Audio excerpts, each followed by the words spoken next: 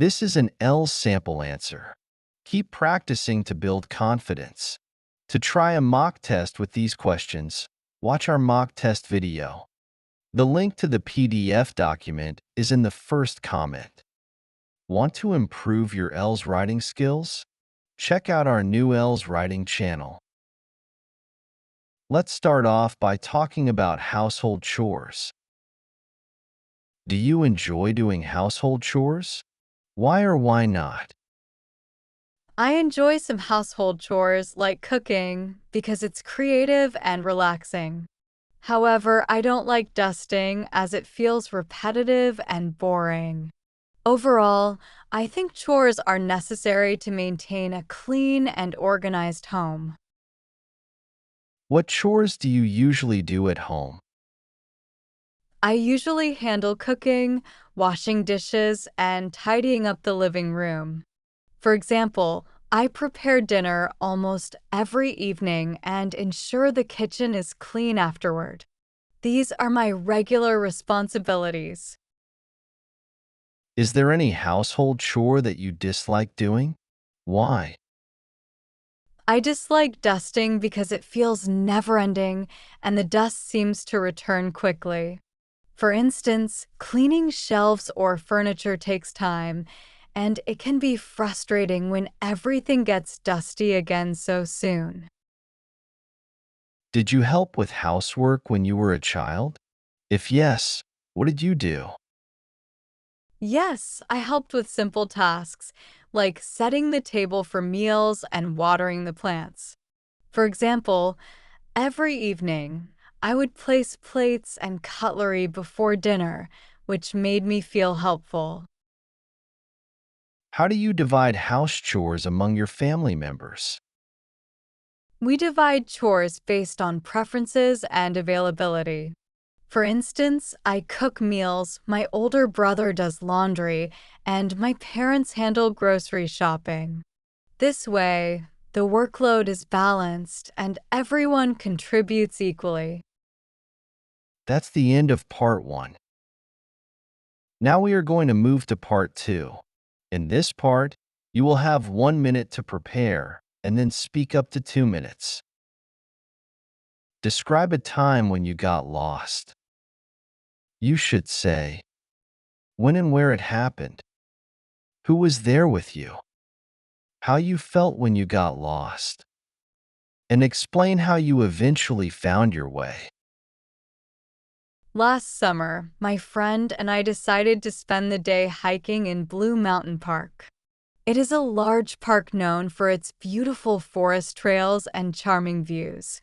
We were excited to explore the park and visit the lake located in the middle of the forest.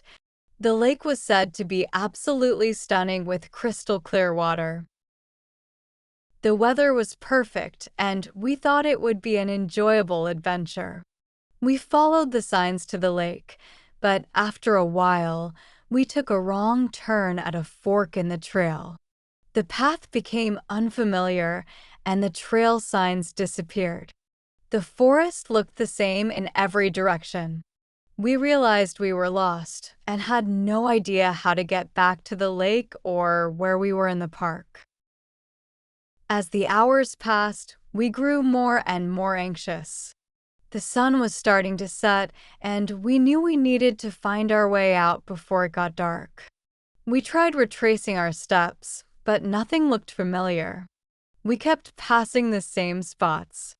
At that point, we decided to stop and call for help. Thankfully, my phone had a signal, so we managed to reach a park ranger. He guided us back to the main trail. It took some time, but we finally returned to the starting point safely. Though it was a stressful experience, it taught me the importance of being prepared with a map and staying alert while exploring unfamiliar places.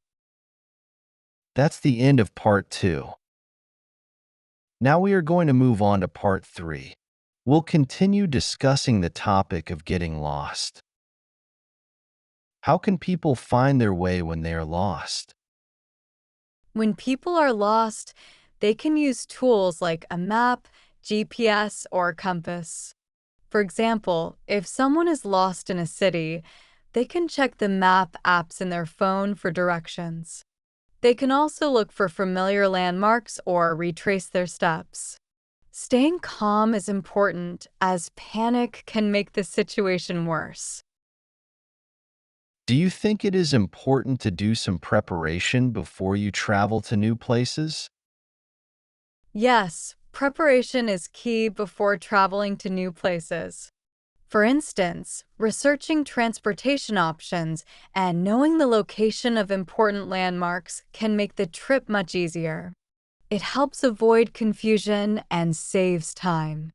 This obviously helps people have a more enjoyable and stress-free journey. Do you think it is important to be able to read a map? Yes, being able to read a map is very important.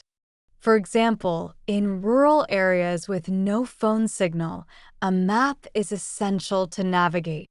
Maps help people understand where they are and how to get to their destination.